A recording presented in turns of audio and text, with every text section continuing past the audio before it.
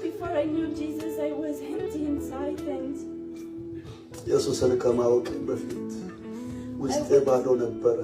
I would ask myself, what is the meaning of life? Why am I here?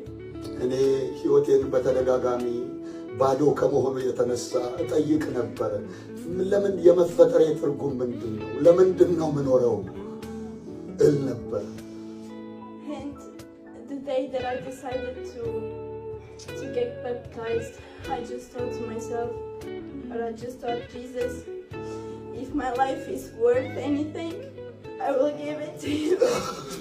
ለመጠመቅ በወሰንኩበት ቀን እንዲህ አልኩኝ፣ ሕይወቴ የሚጠቅምህ ከሆነ ሙሉ ሕይወቴን ላንተ ሰጣለሁ። My own understanding, I was worth nothing.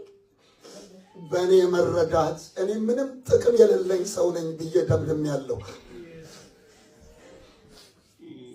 But he says that me and every one of you, that we are worth, and he loves us. እሱ ግን ትጠቅሚያለሽ አለ፣ እናንተንም ትጠቅማላችሁ አላችሁ።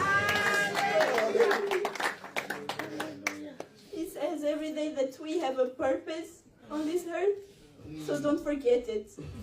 እግዚአብሔር በሕይወታችሁ ዓላማ እንዳለው አትርሱ። ሃሌሉያ ሃሌሉያ ሃሌሉያ ሃሌሉያ ሃሌሉያ ሃሌሉያ ሃሌሉያ ሃሌሉያ ሃሌሉያ ሃሌሉያ። I'm sorry. Jesus bless you.